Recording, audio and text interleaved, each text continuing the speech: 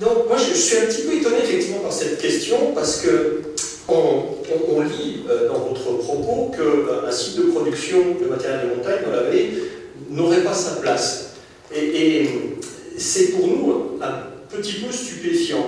D'ailleurs, vous le titrez très bien, vous mettez une usine à Chamonix, 3 petits points, point d'exclamation, comme si c'était obscène.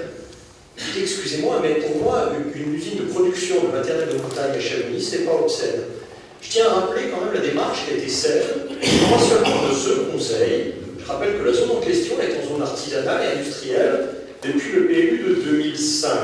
Elle a donc bien été identifiée telle que. Ensuite, il y a eu des discussions sur l'avenir de cette zone, et notamment dans les discussions sur ce qu'il allait advenir de l'entreprise Simon. Alors sur l'entreprise Simon, je vais faire un rappel qui n'est pas autour de la table, c'était des membres de votre liste qui l'étaient, donc ils sont parfaitement au courant. Le choix était simple, et je tiens vraiment à remercier et à avoir une pensée également pour le directeur de l'époque, Olivier Monet, qui incontestablement a laissé une belle trace sur ce sujet. Olivier Monet, donc le directeur de l'époque, vient nous voir en nous disant, écoutez, on était une vingtaine en 2010, on est 50, j'ai appris que c'était 55 cette année, et on sera 70 à terme. Le site des Ouches, c'est pas qu'on n'en veut plus, c'est qu'on ne peut plus. Et donc, sous le contrôle des dirigeants de l'entreprise, eh bien, c'est soit on part de la vallée, carrément, soit il faut essayer de trouver des solutions. Et donc, effectivement, le conseil municipal a, à plusieurs reprises, été amené à donner son avis sur cette proposition de réimplantation sur le site de Chamonix, parce que malheureusement, aux Ouches, c'était plus possible, de 70 emplois industriels.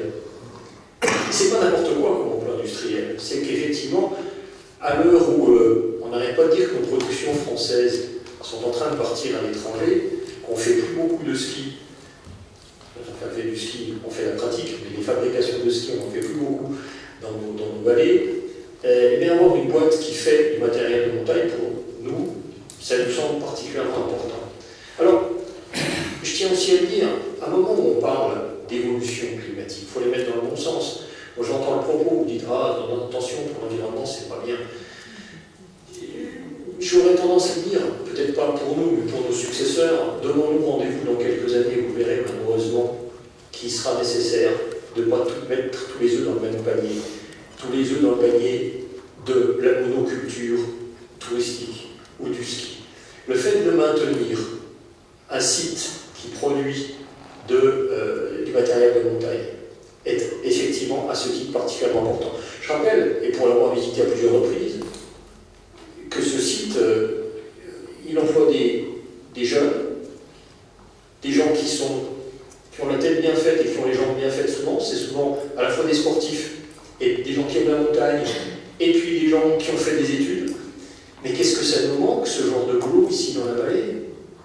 Enfin, moi, je me souviens de générations entières sur lesquelles c'est quand même compliqué, parce que celui qui fait des études ici, il faut qu'il parte. C'est pas normal. Moi, je me réjouis de voir un technicien ou un ingénieur qui a la possibilité de bosser dans la vallée. Et franchement, avoir une boîte comme celle-là, moi, je pense que dans les conditions qu'on a fixées, je rappelle que les conditions, c'est 30 ans, c'est aussi des conditions de retour à la collectivité si d'aventure, c'est ce qu'on ne souhaite pas du tout, mais si d'aventure, eh bien, les conditions initiales n'étaient pas respectées. Je dis ça pour tendre le cou à... Effectivement, derrière Simon, on dit « Ah là, c'est Quechua, attention, c'est les mauvais, c'est les terribles ». C'est des gens qui produisent localement, et c'est des conditions qu'on a mises de retour à la collectivité si notre contrat de départ n'est pas respecté. Et vraiment, moi, je me permets d'insister, je trouve qu'il y a quelque chose de presque un peu provocateur à l'heure où on va devoir être confronté à pas mal de choses sur les évolutions, à dire que 50 emplois pour des gens qui sont dans la vallée, c'est quand on parle de logement, par exemple. Ben, les gens qui se logent, il faut des boulots qui soient adaptés. Et moi, la monoculture touristique, où on a en plus beaucoup de mal à payer les gens, j'entends sans arrêt des gens qui disent « Mais attendez, moi j'ai du mal à travailler 12 mois sur 12 parce que les problèmes de saisonnalité, parce que ces choses-là. » Moi, je considère que c'est un facteur, effectivement, d'équilibre.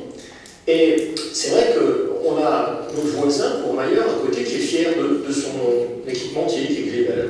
Je ne vois pas beaucoup de raisons qu'on ne soit pas nous fiers de dire les conditions qui sont celles qu'on a fixées, hein, en ne se vendant pas, parce qu'on ne s'est pas vendu sur le sujet. On aurait pu faire le choix de ne pas vendre. C'est pas la recette financière qui nous a motivés. C'est bien, effectivement, le fait de dire qu'on veut, dans la diversification du tourisme, qu'on veut essayer d'aller et de garder ce type d'activité. Il n'y en a pas beaucoup des activités industrielles dans la vallée. Sinon, on se souvient des piolets Charles Moser il y a quelques années, des petits ateliers, mais il n'y en a pas beaucoup. Il ne s'agit pas de faire, on n'est pas en train de devenir un site industriel. Par contre, effectivement, qu'on travaille sur la diversité. On le fera peut-être demain dans le cadre communautaire avec le projet Yvonique des orphelins Prantine-Auteuil, avec l'accueil d'activités de service aussi. Je pense que c'est effectivement important.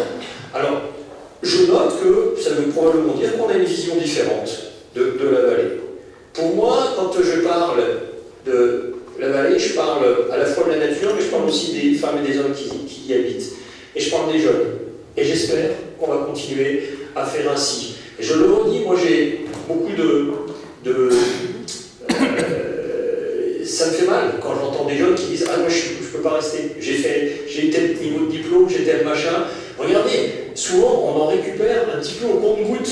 C'est-à-dire qu'ils ont dû partir, faire des années à l'extérieur, puis après il y a une opportunité, souvent d'ailleurs, avec un niveau de qualification qui est un petit, enfin ils sont un peu surqualifiés quand ils arrivent. Donc voilà, c'était ça l'esprit, et moi je continue à dire que ça doit être celui qui nous anime. Il ne faut pas faire n'importe quoi. Sur les aspects paysagers, je vous incite à attendre que tout ça soit fini, et je pense que ça ne l'est pas totalement en termes également de végétalisation et de travail qui va être réalisé. En tout état de cause, cette orientation de diversification de l'activité, nous ne la récusons pas, et même au contraire, nous la